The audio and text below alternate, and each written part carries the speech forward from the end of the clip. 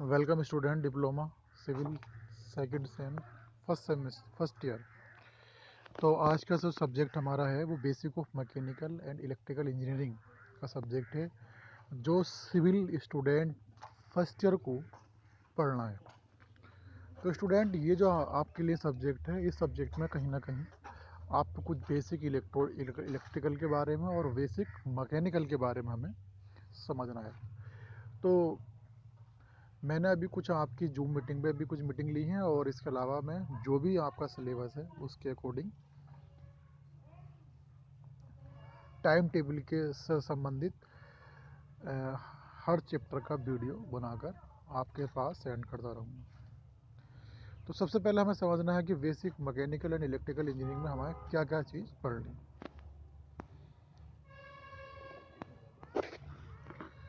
तो हमें जो पढ़ना है इसमें सबसे पहले हमारे पास जो सेक्शन है वो सेक्शन ए है, यानी कि मैकेनिकल इंजीनियरिंग। तो मैकेनिकल इंजीनियरिंग में जो हमें पढ़ना है,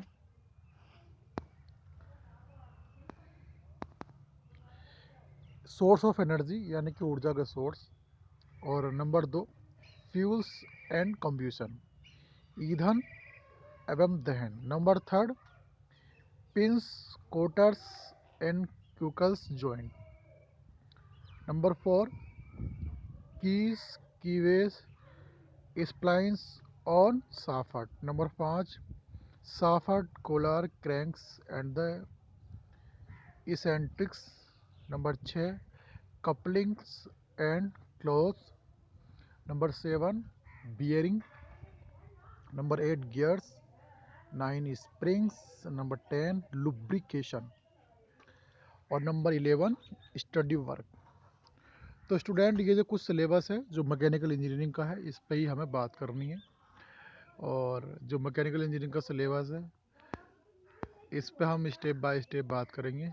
उसी के बाद में इलेक्ट्रिकल इंजीनियरिंग में जो हमारा पास पहला टॉपिक है, यानी कि चैप्टर डीसी करंट, यानी कि दिष्ट धारा परिवर्तन का विवरण और अवलोकन। इसका मतलब है डीसी सर्किट, डीसी के डायरेक्ट करंट।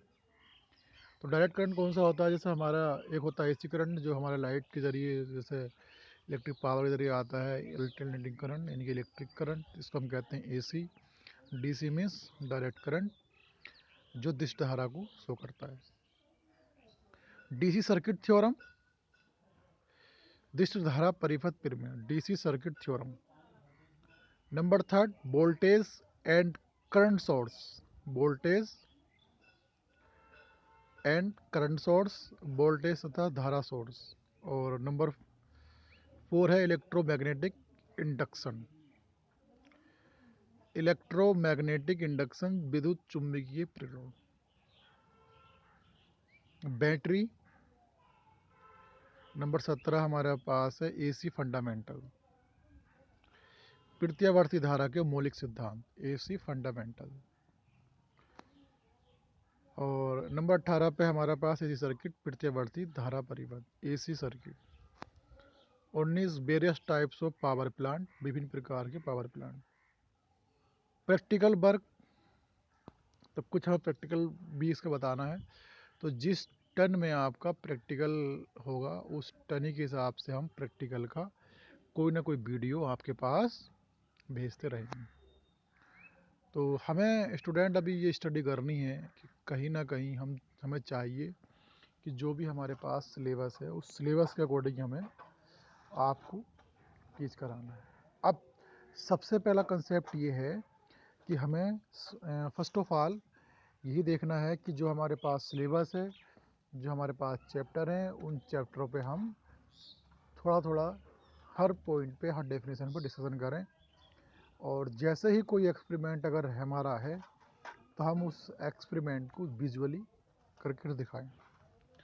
और जब हमारी क्लास ऑफलाइन कंडक्ट होगी, रनिंग में आएगी, तो फिर हम ऑनलाइन क्लासेस को छोड़ के फिर हम ऑफलाइन जो क्लासेस करेंगे कॉलेज में आने के, तो वहीं पर हम आपको प्रैक्टिकल फाइल वगैरह रेडी करा देंगे। प्रैक्टिकल फाइल का भी आप इतना लोड ना लो। हो सकता है अगर ऑनलाइन ही मोड में क्लासेस चली, तो प्रैक्टिकल के बारे में जो मैं आपको बताऊंगा वो आपको लिखना पड़ेगा। और जैसे ही क्लास ऑफ होगी, ऑफलाइन शुरू होगी तो फिर हम उसको प्रैक्टिकल के बारे में फेस टू फेस उसकी स्टडी कराएंगे।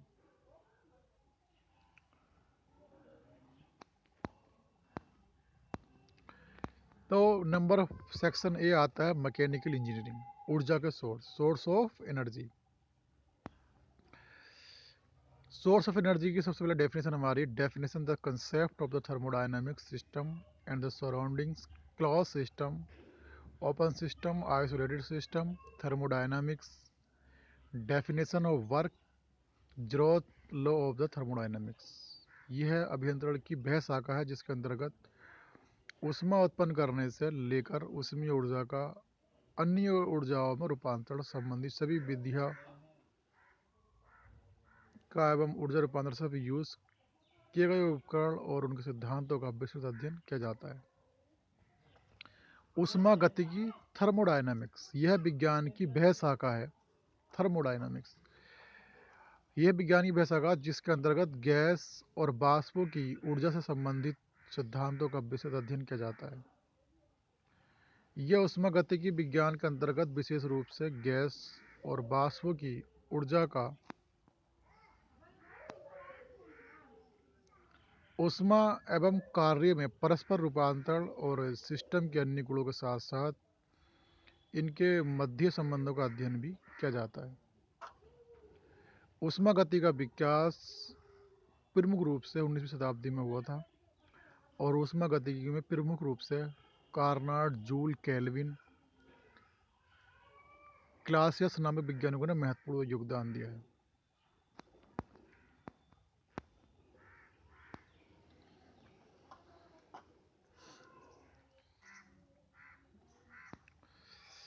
तो फंडामेंटल यूनिट्स, लंबाई को हम एल से शो करते हैं और इसका जो मात्रक है वो मीटर, द्रव्यमान को एम से, किलोग्राम, समय को समय से, तापमान को टी से, केल्विन, और विद्युत धारा को आई बी एम्पियर से, और विद्युत तीव्रता को हम एम से, और पदार्थ का परिमाण यानी कि मोल। तो लंबाई, द्रव्यमान, समय, तापमान, विद्युत धारा, ज्योति तीव्रता और पदार्थ का परिमाण। सप्लीमेंट्री यूनिट्स, पूरक मात्रक, समतलीय कोण, alpha, beta, theta and phi, घन कोण, radian, steradian.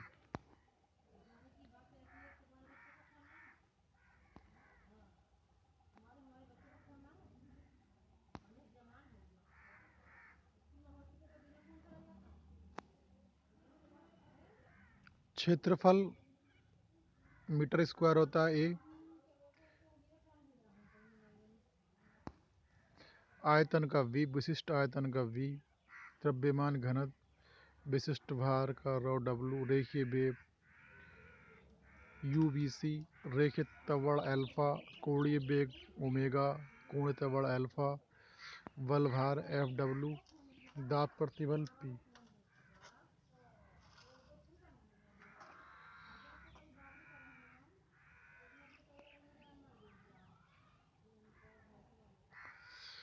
Metre square, metre cube प्रति किलोग्राम।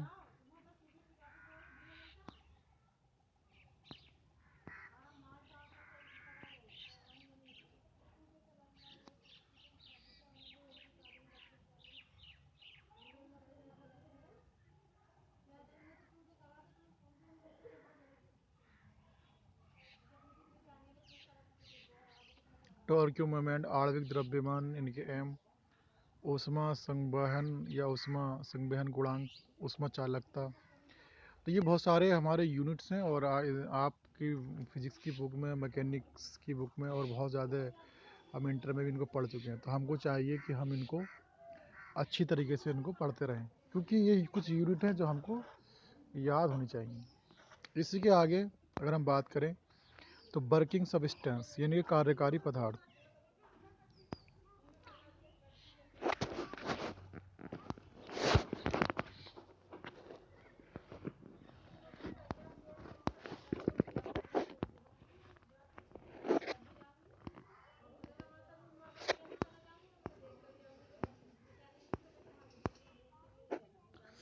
वर्किंग सब्सटेंस यानी कि कार्यकारी पदार्थ, उसमें ऊर्जा का कार्य में परिवर्तन या कार्य का उसमें ऊर्जा में परिवर्तन घटक के द्वारा उत्पन्न होता है, उसे कार्यकारी पदार्थ कहते हैं। कार्यकारी पदार्थ में अपना आयतन परिवर्तन का गुण होना चाहिए।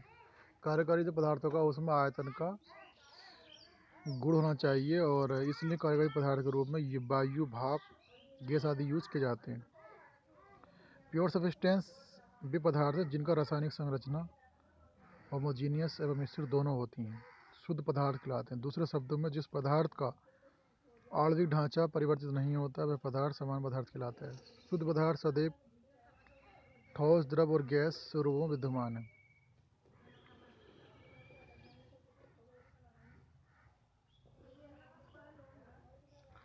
भाप या जल या भाप या जल का मिश्रण, द्रव तथा गैस के रूप में वायु शुद्ध पदार्थ का उदाहरण है। द्रव तथा गैस के रूप में वायु शुद्ध पदार्थ का। थर्मोडायनामिक सिस्टम, ऊष्मागतिकी नियम। थर्मोडायनामिक सिस्टम जिस निर्धारित क्षेत्र या स्थान के अंतर्गत ऊष्मागतिकी क्रियाओं का अध्ययन किया जाता है उसे निर्धारित क्षेत्र या स्थान को ही निकाय कहते हैं। निकाय का आयतन स्थिर या परिवर्तनशील हो सकता है। निकाय में कार्यकारी पदार्थ के गुणों का भी अध्ययन किया जाता है। निकाय यानी कोई एक सिस्टम है, तो जो हमारे पास बाउंड्री होगी, बाउंड्री हम कहते हैं जो हमारे पास किसी सिस्टम का सबसे लास्ट का सिरा, वो बाउंड्री कहलाता है। तो सबसे लास्ट के सिरे को हम बाउंड्री कहते हैं। इस तरीके से हमारे पास आती है लिमिट, जिस वास्तविक बिंदुसार रेखा के द्वारा किसी निकाय पर घिरा रहता है उस रेखा को ही सीमा कहते हैं। वह स्थायी या काल्पनिक रेखा जो निकाय और परिवेश को अलग रखती है उस सीमा कहलाती है। सराउंडिंग, किसी निकाय की परिसीमा के बाहरी भाग को परिस्थापन कहते हैं और परिस्थापन निकाय से या निकाय के को द्रव्यमान कहते हैं। Types of system, types of system में क्या होता है, तो इसके अंदर क्या है कि एक होता है क्लोज सिस्टम यानी कि बंद निकाय। यह सिस्टम वह निकाय है जिसमें ऊर्जा, ऊष्मा तथा कार्य के रूप में परिवेश स्थानांतरित होती है परंतु द्रव्यमान ट्रांसमिट नहीं होता है। इस सिस्टम के अंदर का द्रव्यमान समान और निश्चित रहता है और आयतन बदलती परिसीमा के कारण बदल सकता है। इस द्रव्यमान को भौतिक रूप से रासायनिक कंपोजिशन बदल सकता है और एक वाष्पित हो सकती है, गैस का संचालन हो सकता है और रासायनिक अभिक्रिया हो सकती है। इस प्रकार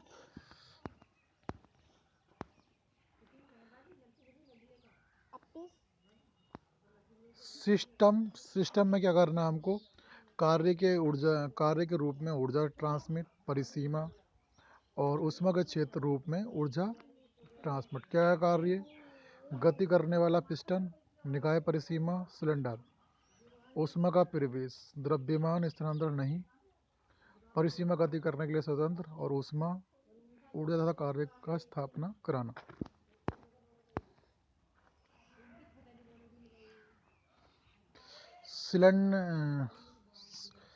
cylinder with moving the position piston, इसमें भरी गैस परिवेश से ऊष्मा ले और दे सकती हैं और जैसे ही सुगड़ सकती हैं, लेकिन द्रव्य परिसीमा को आर पार नहीं जा सकती है।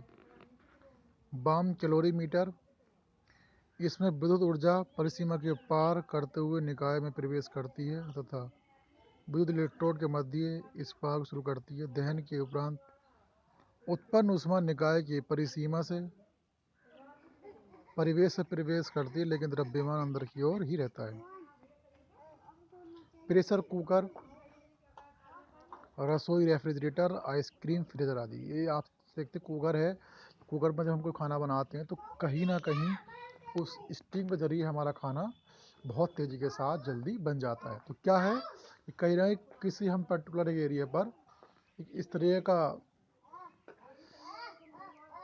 माहौल क्रिएट करते हैं ताकि वहाँ एक तेज़ी के साथ में हमारा खाना कम समय पर अधिक स्टीम पर जल्दी बन जाए। वाटर व्हील, इस उपकरण के द्वारा पानी की स्थिति ऊर्जा को यांत्रिक कार्य में परिवर्तित किया जाता है और इसके लिए पानी एक तरह से अंदर आता है और तथा दूसरे सिरे से बाहर निकलता है। इस प्रकार पानी निकाय की परिसीमा को पार कर, हालांकि मैकेनिकल कार्य जो कि पहिए के चक्र के कारण प्राप्त होता है, वह किसी भी निकाय की परिसीमा को पार करता है। मोटर कार के इंजन में पेट्रोल और वायु का मिश्रण पिस्टन सिलेंडर असेंबली में प्रवेश करता है और दहन उत्पन्न धुआं एग्जॉस्ट वाल्व के माध्यम से बाहर निकलता है। द्रव्यमान तथा यांत्रिक कार्य दोनों निकाय परिसीमा को पार करते हैं। स्टीम जनरेशन और बॉयलर वह संयंत्र है जो कि पानी को भाप में परिवर्तित करता है। बॉयलर आप समझते हैं, बॉयलर क्या है? पानी को भाप में कन्वर्ट करता है और ऊष्मा के द्वारा गर्म करने पर भाप का उत्पादन होता है। ऊष्मा निकाय की परिसीमा को पार करता है और तथा पानी बॉयलर में आता है और भाप बाहर निकलती है और द्रव्यमान भी निकाय परिसीमा को पार करता है। अधिकतर मैकेनिकल उपकरण खुला निकाय की तरह कार्य करता है, जहां द्रव्य का द्रव्यमान निकाय के अंदर आता है। और आइसोलेटेड सिस्टम, इस निकाय के अंतर्गत निकाय में भरे द्रव्य का न तो द्रव्यमान निकाय परिस्थान में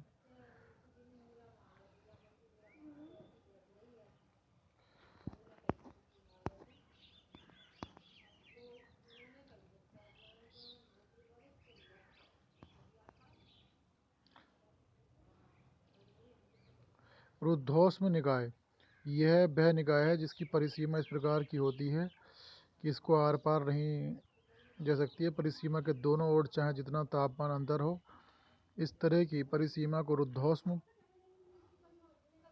इस तरह के निकाय के ऊर्ध्व क्षेत्र में केवल परिवेश में शामिल करता है।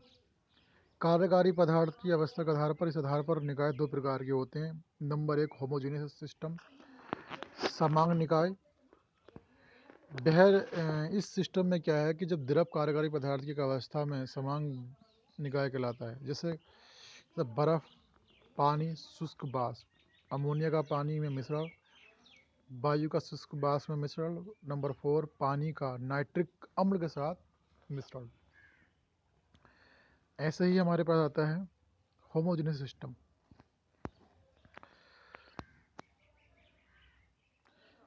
यह निकाय जिसमें द्रव या कार्यकारी पदार्थ एक से अधिक अवस्था में उपस्थित हों विषमांग निकाय कहलाता है। यदि कार्यकारी पदार्थ दो अवस्थाओं का मिश्रण होता है तो इसे द्वि निकाय, यदि कार्यकारी पदार्थ में 3 अवस्थाओं का मिश्रण होता है तो इसे त्रिअवस्थायी निकाय कहते हैं। बर्फ का पानी के साथ मिक्सचर, पानी का गैलोसिन के साथ मिश्रण, वायु का आर्द्र वाष्प के साथ मिश्रण। थर्मोडायनामिक्स बर्फ। ऊष्मागतिकी कार्य क्या होते हैं? ऊष्मागतिकी कार्य को निम्न प्रकार परिभाषित किया जा सकता है। निकाय और परिवेश के मध्य किसी मात्रा निरपेक्ष गुण में अंतर के फलस्वरूप उनके बीच होने वाले ऊर्जा स्थानांतरण को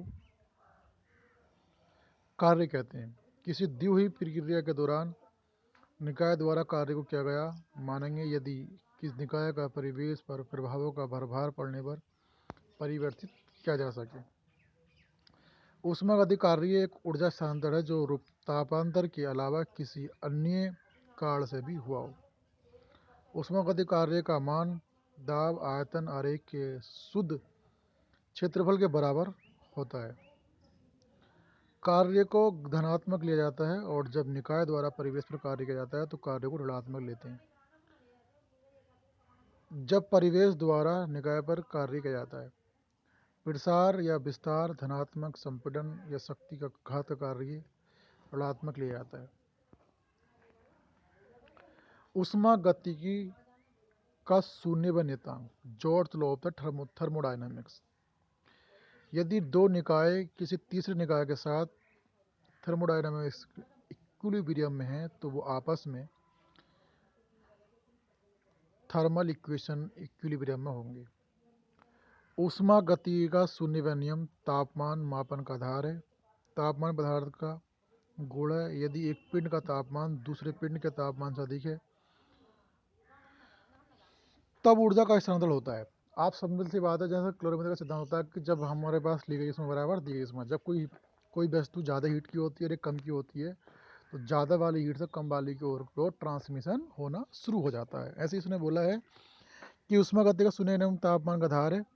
तापमान पदार्थ का वह गुण है यदि पिंड का तापमान दूसरे पिंड के तापमान से अधिक है तब ऊर्जा का स्थानांतरण होता है।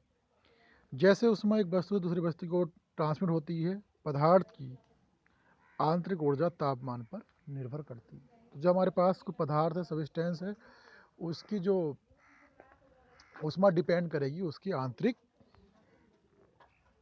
तापमान पर निर्भर करेगी। तो स्टूडेंट ये इस तरीके से हमारे पास कुछ पहला मैंने लेक्चर लिया है, और तो जो भी आपको इसके अंदर बेहतर लगे और समझ में आ रहा है तो कहीं ना कहीं आप इसे नोट्स बनाइएगा और इसको याद करिएगा। तो ऐसे हम जो है हर सब्जेक्ट का चैप्टर बाय चैप्टर उससे रिलेटेड वीडियो आपके ग्रुप में सेंड करते रहेंगे ताकि आप उसको कभी भी खोल कर पढ़ के सकते हैं। तो थैंक यू क्लास, इस लेक्चर में इतना ही, बाकी हम नेक्स्ट लेक्चर में आपसे फिर बात करेंगे।